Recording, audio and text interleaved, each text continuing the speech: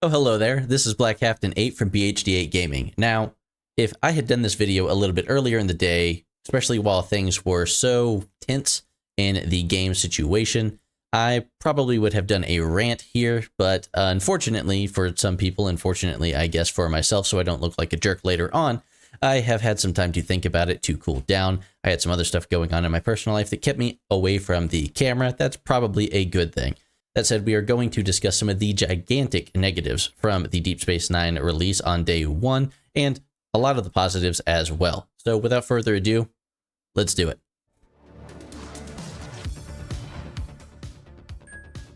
So yes, everybody can get excited. We do finally have Deep Space Nine in the game now. Specifically, we have Alliance star bases over here. If we go click on our button, hey, look at this. We've got a star base. So my Alliance has actually been putting this together pretty quickly, actually, compared to some of the other people I've seen. So great job, Maple. Not only do we have that, but of course, I haven't got any of these unlocked yet because I play pretty close to free to play. But if we scroll all the way down here, we can see Nerys, Miles O'Brien, and Benjamin Sisko all exist in the game, which that's awesome. That's what we've been wanting for a very long time. They do some awesome stuff, especially against these brand new Cardassian Armadas that we have. There's plenty of content creators out there that are covering all the new mechanics for those things, so I really won't rehash that. We're going to be running these in the background. Hopefully you're able to go run a bunch of these as well. I like these quite a bit. It's something new and different and exciting. However, that doesn't let 𝘂𝗶𝘁𝗵 off the hook for what we had to deal with a little bit earlier. Because for a very long time, people who tried to get into the game were met with this amazing screen right here.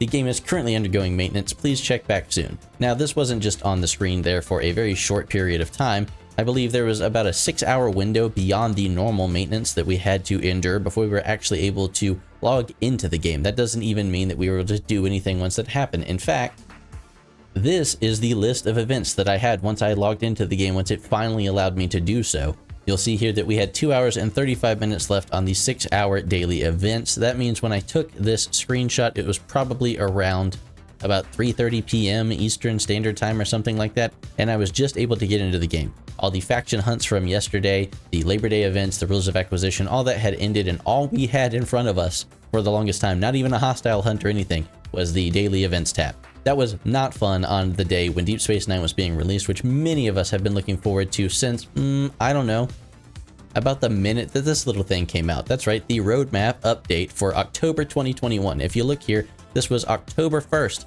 2021. At the day of recording this, it is 9/6, that's September 6th, 2022. You're probably watching this as early as the 7th of September by the time we finish getting this ready to go out there. So almost an entire year, and I'm not making this up. If we scroll all the way down here, then you can see, yes, that we had cloaking, the second repair queue, officer presets, cross-server, and SVS, server versus server events that they were all super excited for. And when we scrolled all the way to the bottom, we got this awesome picture of Deep Space Nine. That was October 1st of 2021, which is why myself and many other people are not really that willing to look the other way on how disastrous this release actually was. I know a lot of people said, well, they beta tested it, they found other issues and stuff, but in my mind, I'm looking at this, you had almost an entire year from the point you told us about it. Who knows how long you were working on it before you told us about it, and the moment you launched it, it fell flat on its face. Harder than anything since I've started playing the game back in about April of 2021.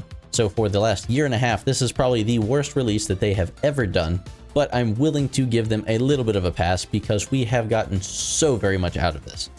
In fact, when I first logged in for the day, I had this pretty cool chest summary here, and I thought, you know, that's not too awful. I can't really bucket this at operations level 41. I got 5 more 𝗂𝗶𝘁𝗵 shards, which I still haven't got her unlocked. I'm moving pretty close to that. I've been really let on par steel. I get a new avatar, which I'm not, you know, amazed about, but it's something else to toss up there. You know, this is okay. But then when I saw a second chest, it had 5 of the Benjamin Sisko shards. Sure, that's not going to unlock it, but it will bring me up towards it. But when I look at everything else that's in here for an operations level 41 player, a bunch of G4 epic, a bunch of G4 rare, a bunch of G4 uncommon materials, which I need all of that. This is just the top of the screenshot that I could get here. This is the bottom part. It took it all the way down. There's 250 of the uncommon Armada directives, which came in handy for the events that we're running. All in all, I can't really be extremely mad about this when they were willing to toss this many resources at me to try to make up for it. Because yeah, if I had been off today and spent all of the 6 hours playing the game actively instead of having to deal with the maintenance and all that stuff. 6 hours in the game would never have gotten me this much resources. No matter what I did, no matter what events were running, I would not have picked up all of this shy of unlocking the treasury, that is, which many of us will be able to do, by the way, this month if we so choose, which we do want to keep an eye out for that. I did screenshot my treasury lockbox contents from the previous month of August so that we can compare that to this month and see if they knew that a lot of people were going to be able to open those for free this month, and maybe they nerfed it a little bit. So let's keep an eye out for that, just because we don't really trust them after what's happened recently or ever. But still, we want to try to play as intelligently as possible. That's one of the things we're going to do.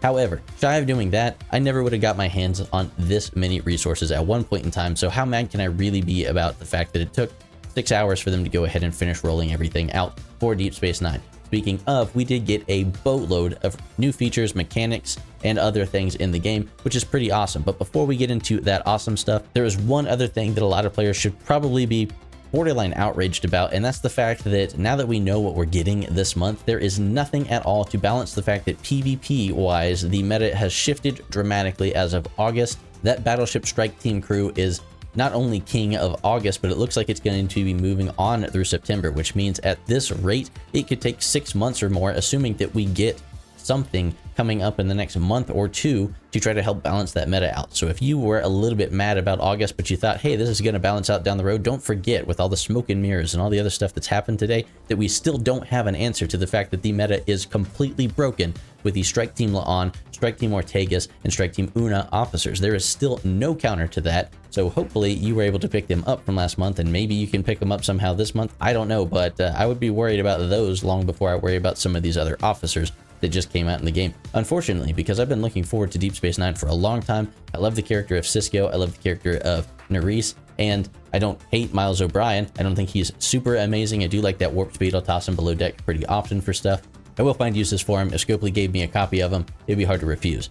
But the fact that there's still nothing to address the fact that battleships are completely king of PvP means that either we're just going to have to deal with that for another month, 2 months, who knows, until they start to do something about that, or there could be a nerf coming to try to reduce them back down to an acceptable threshold. Hopefully that's not the case, honestly. I'm kind of looking forward to this meta shakeup. I just had hoped that this month coming out, we would get something at all to address the fact that that is such a broken crew when it comes to PvP, and we did not. I am excited for the fact that we do have Sisko in the game now. I think that he's going to come in handy for these Cardassian Armadas quite a bit, so I can't really be that upset about that.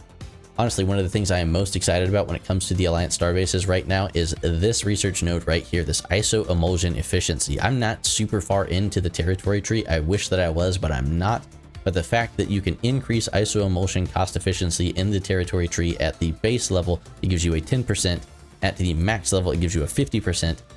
That's huge to me. There's nothing else in the game that's addressing your 𝗂𝗄𝗓 cost efficiency. So when you first unlock this, you will get a true 10% to your cost efficiency for your research. That's pretty amazing to me. It's nice that there's 𝗖𝗺𝗺 scanners up here, which increases the base mining rate of all grades of 𝗖𝗺𝗺 all at once for your Meridian, especially if you're trying to get started in that tree. This would be something great to go pick up from your Alliance star bases so that you can get your 𝗖𝗺𝗺 a lot faster. Then you want to go ahead and get your 𝗖𝗺𝗺 efficiency as quickly as possible. You can get it as early as R&D 25, which is amazing. That's when you start getting into the territory and stuff anyways, is around then. So that's pretty amazing that this is in here that early for people trying to play catch up with the Meridian.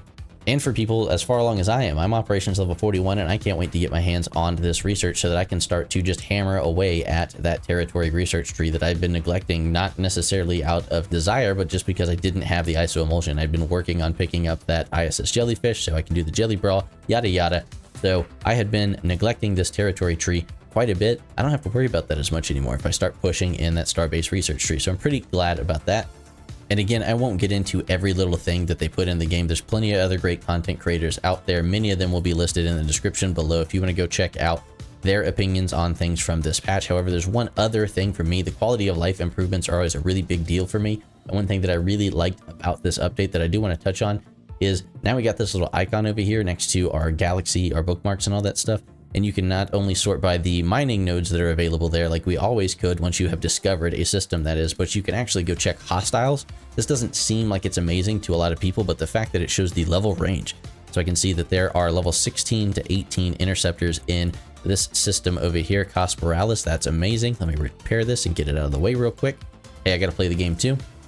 That's cool, but it's not the game-breaking piece of this. What's awesome to me is now that I'm out here in deep space, once I go hit one of these spaces one time, now I can always go see what was in that system. Oh yeah, okay, if I want to go find some interceptors to go hit for some reason, especially now that those Strange New Worlds hostile crews exist. If I know that I need to be on an explorer with a Strange New Worlds hostile crew attacking interceptors, it's so much easier for me to go find hostiles that are my level without having to go bookmark a system. Like I have some systems bookmarked in here right now. Romulan interceptors for me at my level. I don't have to worry about that so much anymore. It's pretty awesome to just be able to go look at the nodes that I've already found, even if they're in deep space, and know what's in that system now because I can see what hostiles there are and what mining nodes. I think this is a huge quality of life improvement. Many people are either probably not aware of yet, or they don't understand the impact, especially if they haven't made it to deep space yet, how beneficial this could actually be. Plus, I'm a huge buff for all the tiny little things adding up to an overall better game. Drop your comments down below on your favorite parts of this new Update 46/ the Deep Space Nine launch in Star Trek Fleet Command, or if you just want to vent about how horrible that launch was. No one in the comment section should be blaming you for that. It was pretty bad, so go ahead and do that down there as well. Check out this video that we did not too long ago from tips from yours truly as an Alliance hopper. Now that the Starbase exists and Alliance reputation is a thing, you will be penalized for jumping around from Alliance to Alliance. So it's even more important to make sure that you are in the place that you should be calling home, at least for the time being. Thank you to these amazing people down below who have supported our channel and allow us to keep doing what we're doing. You can support us as well in the links below. Choose to live, my friends, and we'll see you again soon.